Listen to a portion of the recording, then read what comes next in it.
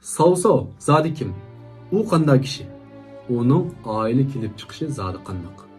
Balkim shu uch podshohlik degan kinoni ko'rgan do'stlar hammanglar buni qiziqadi deyman. Chunki Savsov bu kinodagi nihoyatda asosli personaj. Nihoyat qaltis odamlarning birisi. Nurg'un kishilar Savsovni yaxshi ko'rdi.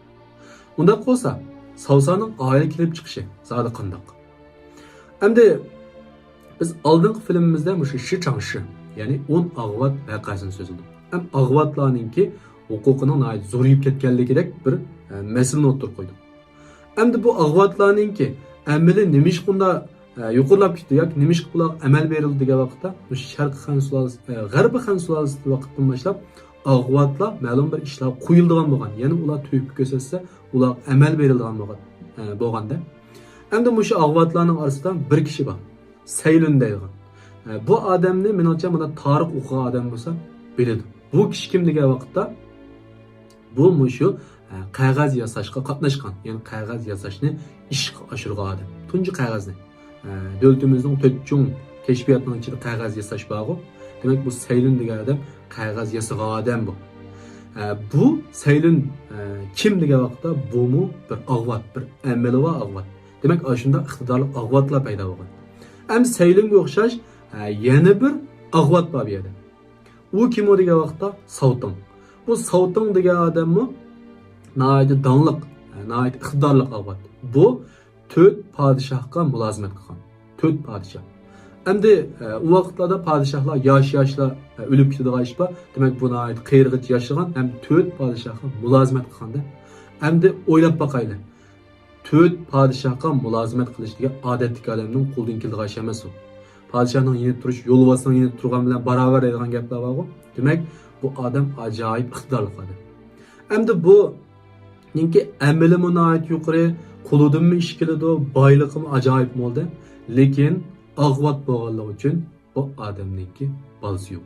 Shuning bilan bu hamda yashnab qolgan vaqt qanday qildi desa, shu urug' tuqqanlarniki, ya'ni ojisi, inisi, singlis bor-da buniki. Shularning orasidagi ojiz singillarningki, aka inlarningki ishchiliklarning orasidan bir balani, ya'ni shularning bolalaridan birini beqib oladi. Endi bu beqib olgan odamningki ismi kim degan vaqtda Savsong. Beqib olib ismini Savsongga o'zgartirdi. Undan keyin bu o'lib ketgandan keyin buniki mol mulki, buning qoladi, aniki huquq, ba'zi bir nomlarimi buning qoladi. Ya'ni buniki balasi bo'lgan Savsong qoladi. Ham bu Savsong bak iqtidorli bo'lib ketmasmi, ammo o'zida albatta amaldor bo'lib ishlaydi. Ham bu Savsong ag'vat emas, chunki bu amaldor bo'lib ishlagan. Undan keyin bu Savsongningki balasi tug'iladi. Buningki cho'ng o'g'ilningki ismi Jili deydi. Uni aytdi. Baxt deb tarjima qilamiz. Akilatning ismi Jili Baxt, o'zininki ismi bo'lsa Savsov. Demak, Savsov Savsongningki o'g'li, mishadiki Savtongninki nevarasi hisobda. Demak, bu Savsovningki kelib chiqish tarixiga qaraydigan bo'lsak, bu nihoyat boy, amaldor oilasi cho'ng bo'lgan.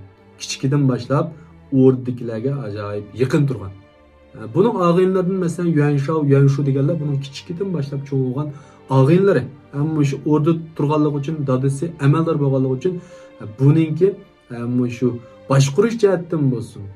Go'juy deb qo'ymaymiz, masalan, yiroqni ko'rish deymiz, undan keyin boshqalarni boshqurish deymiz, boshqalar bilan bo'lgan muomala deymiz, undan keyin orzu, istak deymiz, nihoyat cho'ng, nihoyat kuchli. Demak, buningki shu muhiti, buning tug'ilgan muhiti shundoq bir holatda buni tarbiyalab chiqqan demakchi. Shuni qaraydigan bo'lsak, Savsovningki ish bajarish usullari ajoyib bir cho'ng boshliqlardek, cho'ng bir vazirlardek ish bajardi. Demak, buning hammasini shuni oila kelib chiqishidan, dadasidan, uydagilardan o'rgangan, kichkidan boshlab tarbiyalangan degan. Shu bu yerdagi bizning demakchi o'g'limiz nima degan vaqtda, o'sha yerdagi sizningki bir ishlarni qilishingiz yoki kelgusida qanday odam bo'lishingiz oila kelib chiqishingizga yoki oilangizdagilarniki tarbiyasiga nihoyat cho'ng munosabat ekan. Shu bu yerda biz cho'qim farzand tarbiyalashga, bolalarni yaxshi tarbiyalashga diqqat qilishimiz kerak. Unda bo'lsa, Savsovningki oila kelib chiqishni shunchalik so'zlab turaylik. Agar shu mazmunimizningki Yani üç padişahlıkning davomini yana ko'rmoqchi bo'lsak, yandagi qo'shiq belgisini besib, hemen qo'shib olsak bo'ladi, go'nja o'qib olsak bo'ladi. Endi kelasi soatda biz nima so'zlaymiz degan vaqtda shu Han sulolasininki vayron bo'lib ketishiga yoki shunga ta'sir qilgan bir odam, ya'ni Seriq To'g'liqlar qo'shunini boshlab borgan. Bu zodi kim? Bu nima ishdan qilgan? Keyingi filmda biz buni tafsiliy so'zlaymiz.